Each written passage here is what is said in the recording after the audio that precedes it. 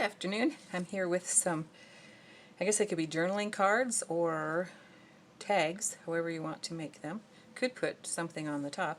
This was inspired by Sasha Reade. She has a YouTube channel and she does card making, and she made these gorgeous cards, and I thought they would make really cute tags or journaling cards. So that's where I got the idea from. She made hers a little more detailed, maybe. She had little tiny flowers up on the top corner and down on the bottom. They look really, really pretty. You'll have to go check hers out. Mine are a little more simple. Thought about adding the little flowers, but I wasn't sure. So for now, this is what I have.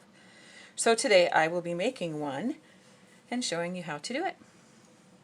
So I will get these out of the way.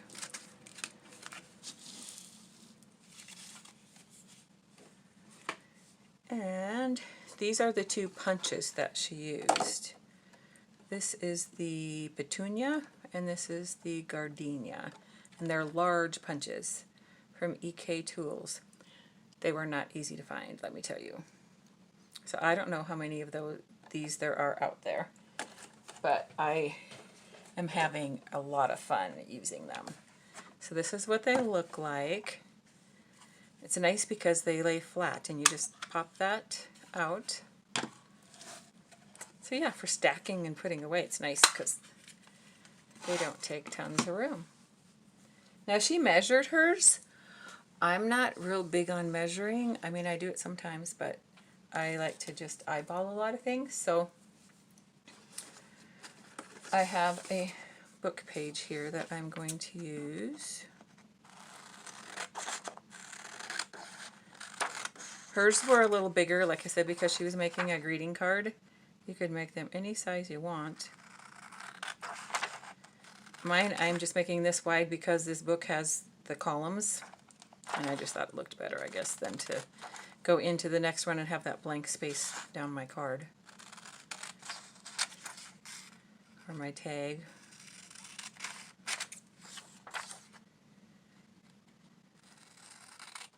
So I will measure it here for those of you that would like to know how wide it is.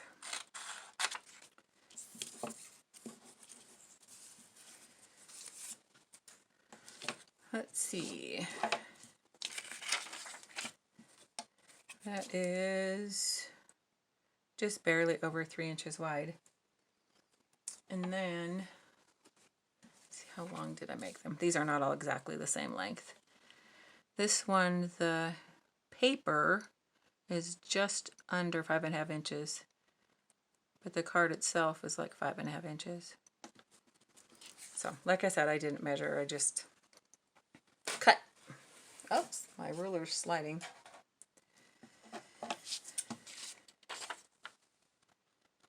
So we'll go here. And we'll put that aside. Now to me the hardest part of making this card was scruffing up the edges. I don't have one of those little fancy tools. So I just used the scissors. And we'll see how well I do here. I've not tried it with the scissors. I should have grabbed the one I was working with, because who knows how well this will go. I think I ended up tearing mine a lot more than she did. So kind of depends on how, I mean, you don't have to do this. You could have just a smooth edge. But kind of how scruffy you want it. That little tool thing looks pretty cool. I've seen others do that too. But the scissors does work. I don't do well on the corners. Ah!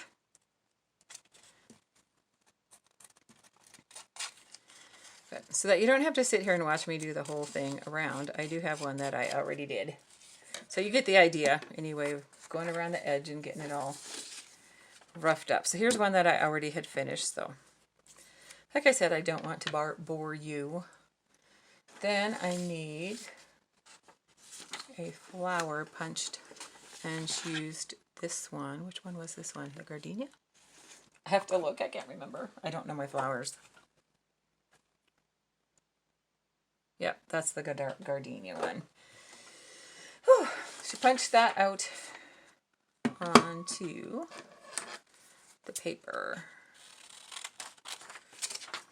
the book paper.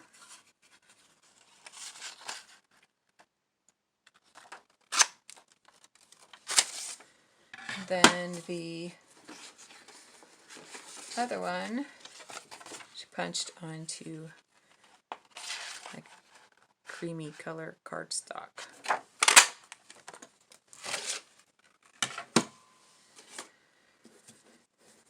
Then this is a good project to do if you're mad at somebody or if you're frustrated, because you get to crumple everything up. So you just crumple it up.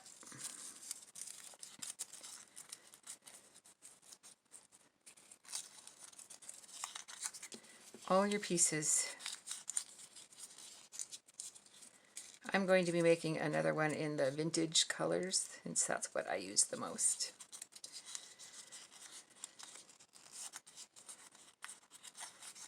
And crumple this up also. And I'm going to start with my vintage photo color. She made hers really grungy, even her colored ones. Now my colored ones, I didn't do the grungy edge. I just did a darker color of the same color. She actually put walnut stain around the edge of hers, even the ones that were colors. So just go over the top of them. And again, you could do the walnut color on this one and do the grungier look if you would like. Can't remember which one I did on that other one.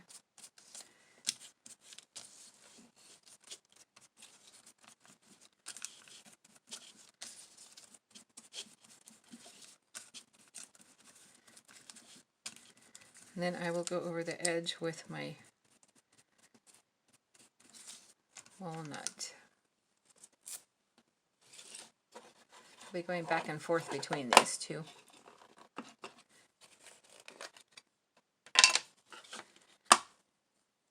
My walnut stain's a little bit dry, so it doesn't come off quite as dark as I think it's probably supposed to.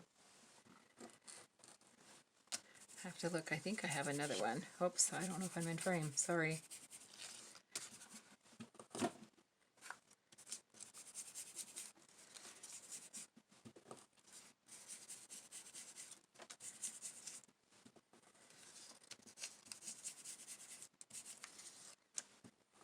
just think these turn out so cute. All right. Guess while I had the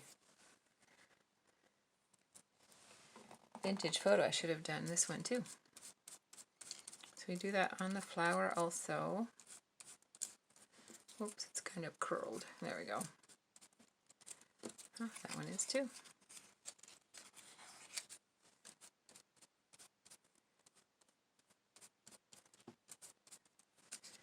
And this one, trying to think.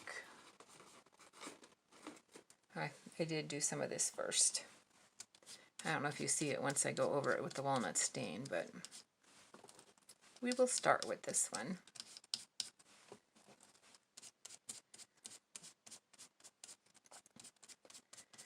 And you could do the same kind of card with a different flower punch. It wouldn't have to be that particular punch, but I just thought these were such pretty flowers, and they're nice and big. Now this one, she made really dark, the bottom one. So whatever color you're using, she got that really thick on the bottom.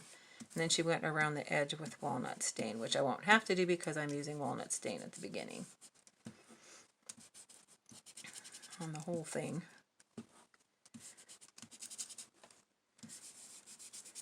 Nice and dark, so it'll show up against that.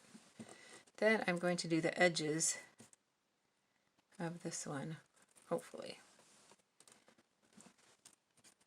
Just to get the edges a little dark. Hope you can see what I'm doing. Hope my hands aren't in the way too much.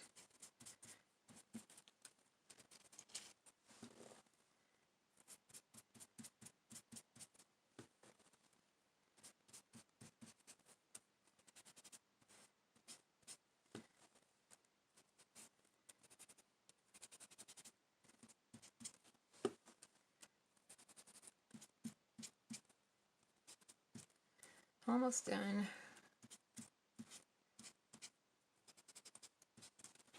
There, got the edges a little darker than the middle. I don't know if you can tell it, but it is darker. Okay, so let me glue this down to some cardstock. Now she grungied her cardstock up beforehand, but I'm not as big on the grungy stuff, so I'm just going to leave it and go around the edges after I'm done gluing it on. Now she pre-cut her cardstock and pre-cut her paper, you know, to fit on there just right. And she makes it look so easy to just stick it right on there. But when I do that ahead of time, I can never get it situated, centered on the cardstock underneath. So I like to just glue mine down and then cut around it. But watching her, she just stuck it right on there and it was just perfect. I'm like, huh, I don't have very good luck when I do it that way. So I just stick it down.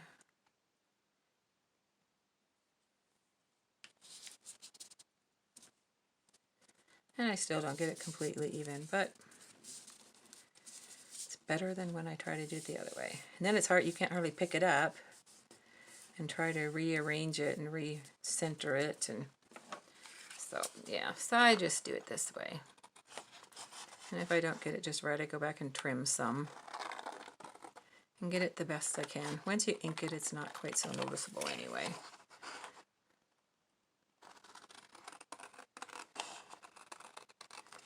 And they're junk journals, right? So you can do it however you want to. Trim a little off. Trim a little off there. I tend to go crooked at the end, and my corners are like bigger than the rest of it for some reason. I don't know why I do that.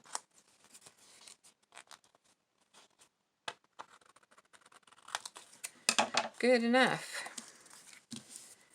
Then you can take one of your colors. I'm using the walnut stain, so the edge is a little darker. And ink up the rest.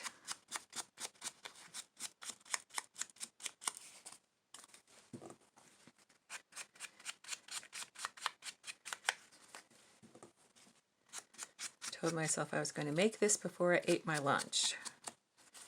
Because once I eat my lunch and sit down, then it's going to be hard to get myself to make a video. Oh, I need to trim that a little bit more.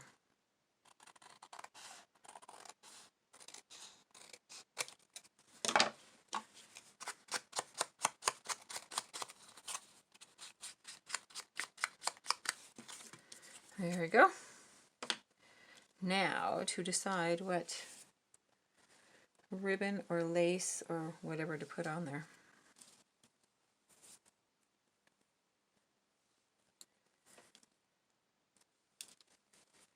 Oh, let me get my flower. That might help me decide.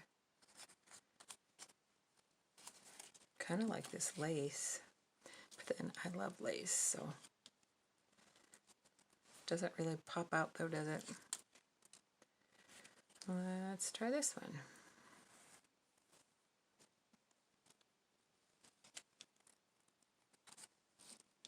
The dark looks better, doesn't it?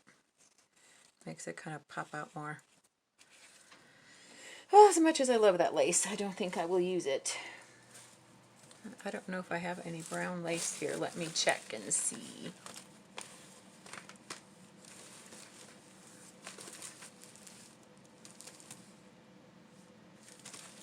I have that. I don't know if it's going to be wide enough.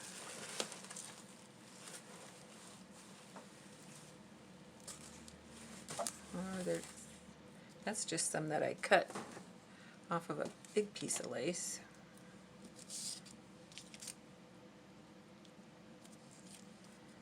Nope, don't like that.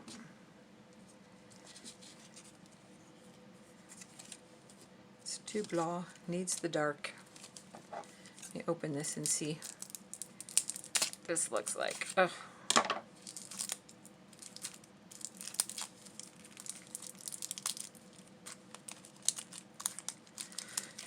package doesn't want to open.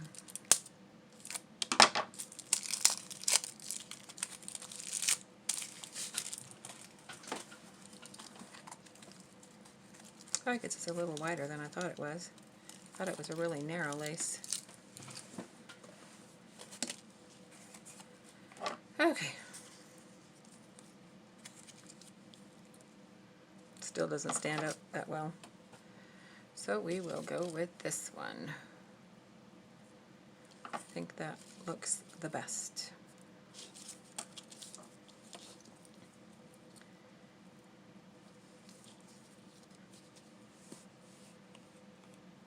I just popped the lid off.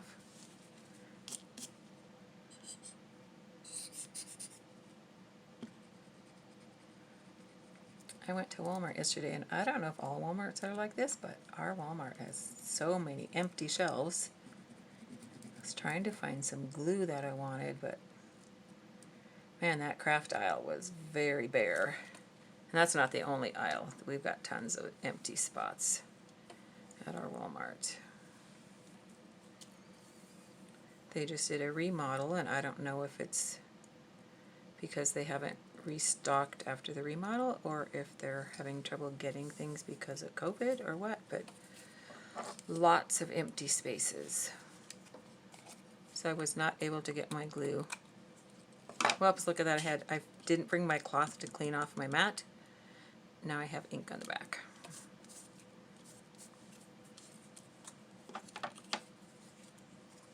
Okay, so we will glue these down.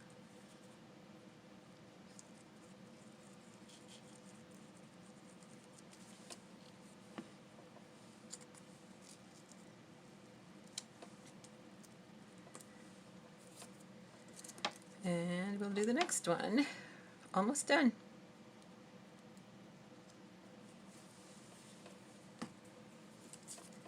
And it's up to you how you do it, but if you do the words just straight across, that it's kind of hard to see to me because it kind of blends in with the background, so I kind of set mine at a angle. I don't know what she did with hers. I didn't look that closely, I guess, but I thought it looked better at an angle. These kind of cool because they're like 3D flowers. Now, a button for the center. I pulled out several. This is kind of nice because it uses up some of the bigger buttons. I tend to use small buttons most of the time. So this is a project that can use a lot of some of the bigger ones. It's kind of cool. I don't know if it's too big or not, but it's kind of cool looking. What's that one look like?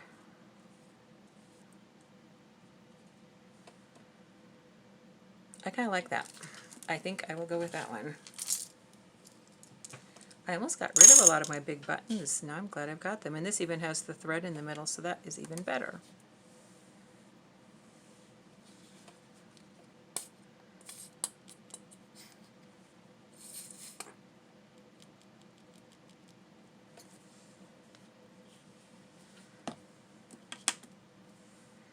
There we go. All done. And I even did it before my timer went off. That's got to be a first. There. It looks really nice. Now I'll have to get pictures and post on Instagram. Thank you so much for watching the video. Hope you enjoyed this idea from Sasha Reade. She's a very good artist. Have a great day. See you next time. Bye.